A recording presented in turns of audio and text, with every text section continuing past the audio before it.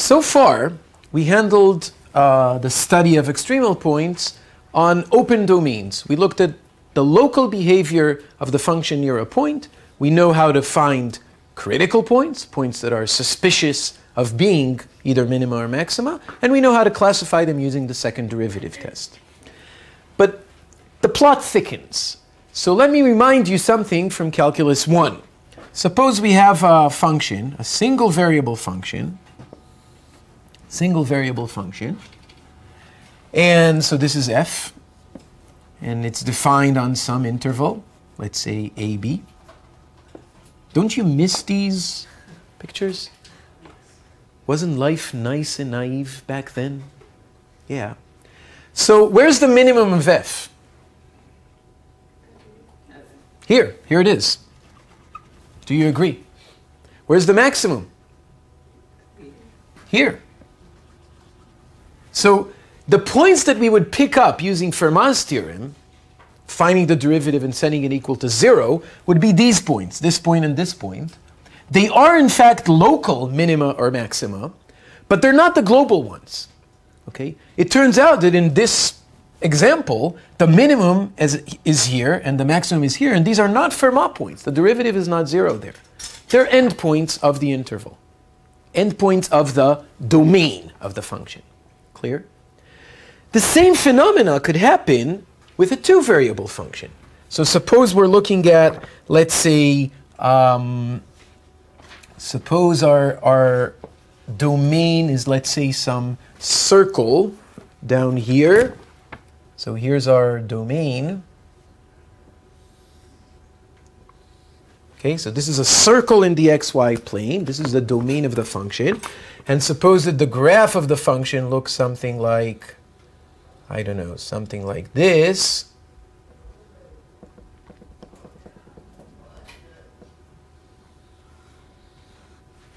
Here's the graph of the function. So do you imagine this is the domain and then the graph is some blanket that I threw over that domain, right? Where's the maximum of this function?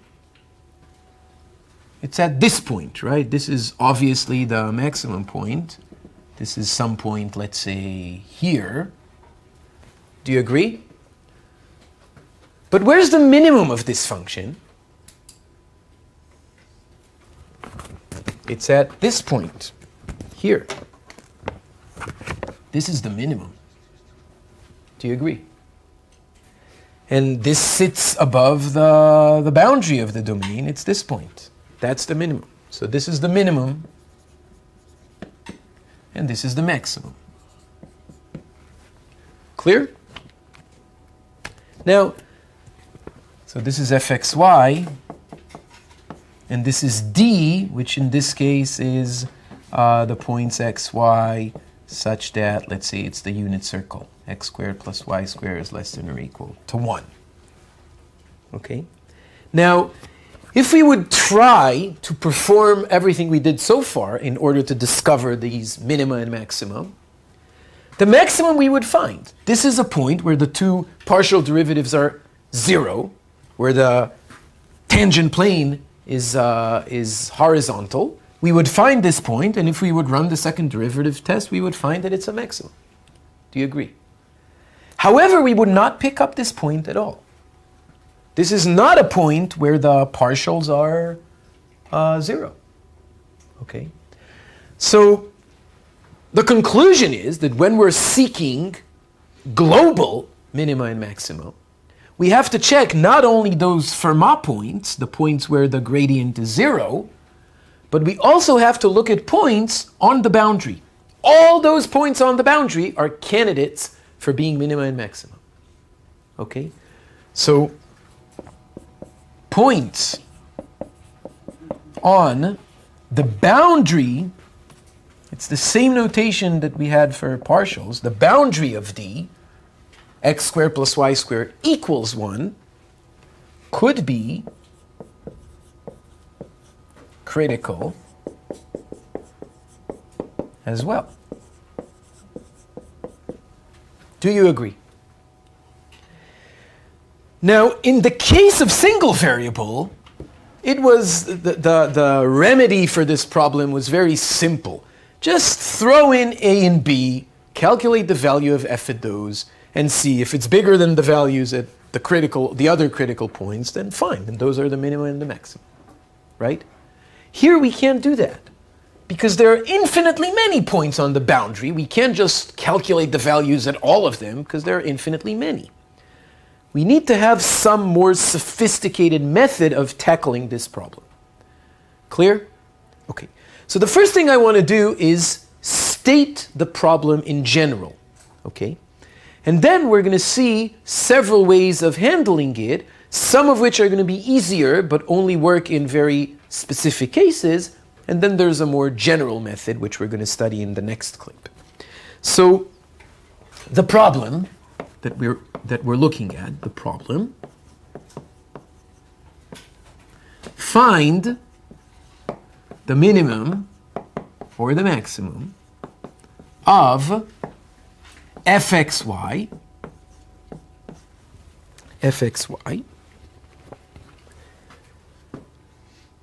but subject to, I have to go back to the previous board for a second.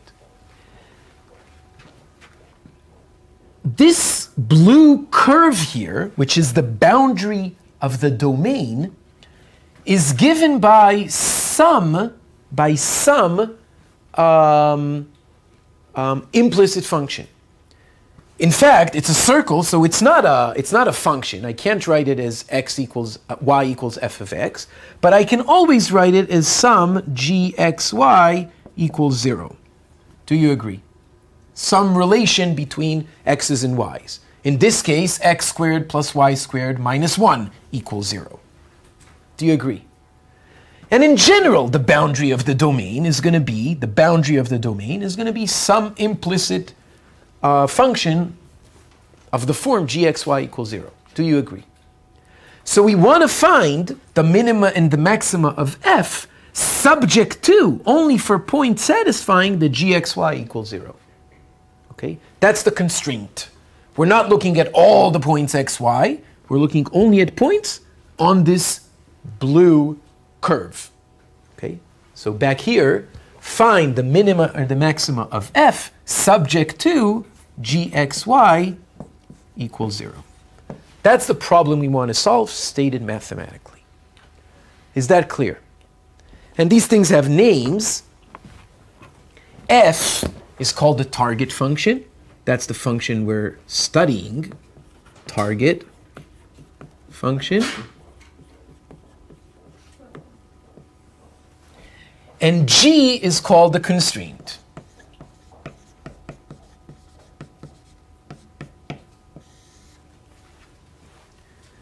And this whole topic is called constraint extrema. Constrained extrema. Extrema subject to constraints. Clear? Now, in a more general situation, let's do an example. In a more general situation, the constraint doesn't necessarily have to be the boundary of the domain. We can set any constraint that we want. For example, suppose you're taking a hike. Isn't that a nice thing to do on a lovely sunny morning? You're taking a hike on the mountains, and you want to know what is the highest point you're going to reach in your trip. The highest point in terms of elevation. Okay? So you're looking for a maximum of the elevation function, but you're not looking for the peak of the mountain. You're only looking at the highest point along some trail that you're walking on. Okay? So you're looking for the maximum, not on the entire mountain range, but only along a certain curve, along the trail you're walking. Maximum, subject to a constraint. Is that clear? Okay. So let's look at an example. Find minimum and maximum of the function fxy equals x squared plus y squared, subject to the constraint x plus y equals 1. This function, the function itself, does not have a maximum, right? And it only has one minimum, it's 0, 0. I know what this function looks like, right? The graph of this function is that paraboloid. We've discussed it many, many times. Do you agree? But I'm not asking what's the general minimum or the global minimum or the global maximum of this thing. I'm only asking what is the minimum or the maximum on points that satisfy x plus y equals 1. Clear? I can draw this problem. I can draw it. Here's the graph of the function. Here's the graph of the function. It's the famous paraboloid that we've been looking at many, many times. So this is the graph. Do you agree? So this is fxy. And clearly it has a minimum at the origin and no maximum, right? But I'm only looking at points which satisfy x plus y equals 1. X plus y equals 1 is the straight line y equals minus x plus 1. This is the same as y equals minus x plus 1 in the xy plane, right? So y equals minus x. I'm looking at it like this, and I hope you understand why.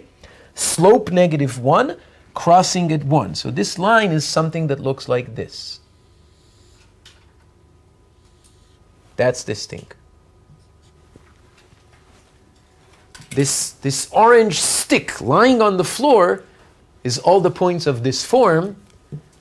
Do you agree?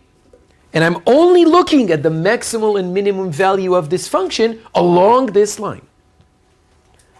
So I can actually picture that. The values of the function along this line are going to look something like,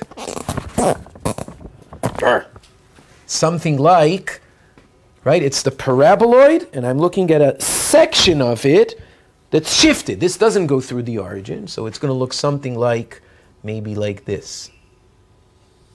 That's the graph of this function lying only above that line. Do you agree?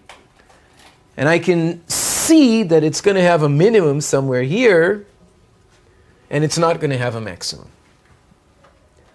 But that's only intuition. This is not a full solution. Do you agree? Is it clear? Do you understand the picture? Okay. So let's see how we actually solve this. Okay. So the function is fxy equals x squared plus y squared. In this case, I can write the constraint as an explicit function. Y equals a function of x. So we are looking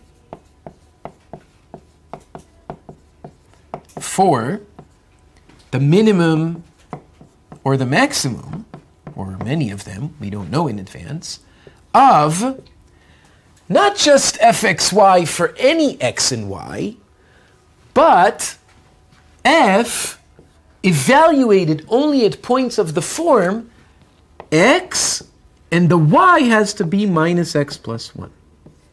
This is what we're looking for. Bless you. Is that clear? Okay, so when the constraint is an explicit function, which is not always going to be the case, but when it is, I can just plug in the constraint into the function f, into the target function, and then this is a one variable question. Clear? So what is that going to be? What is f of x minus x plus 1? It's x squared plus minus x plus 1 squared. Right? F is this function. So f of this is x for x minus x plus 1 for y. Right? Which in turn equals x squared plus another x squared, so it's 2x squared, minus 2x plus 1. Do you agree that this is the function for which I'm looking for a minimum and a maximum? Clear? And that's what I said, that now it boils down to a single variable problem. Okay, how do I find the minimum and maximum of this function? You can do it in whatever way you want. You can say, hey, this is a parabola. It's a smiling parabola. I know how to find what's it called? The vertex. And that would be the maximum. You can say it's a single variable function. Let's Fermat it. Take the derivative, set it equal to 0. That would be the critical point. You can do it whatever way you want. It's a Calc 1 problem from here on. Do you agree? Okay, so the derivative of this thing, so the derivative is 4x minus 2 has to be equal to 0. I'm avoiding calling it f of x because f is a two-variable function. Let's call it temporarily let's call it capital F of x. So capital F prime is 4x minus 2. Setting it equal to 0 implies that 4x has to be equal to 2, so x has to be 1/2. That's the only critical point. Okay? If x is 1/2, what is y? As a half as well. Y equals 1/2. So the point that I found is the point 1/2, 1/2, which is this point here. And my picture turns out not to be very accurate, but we can fix that. Something like this would be more accurate.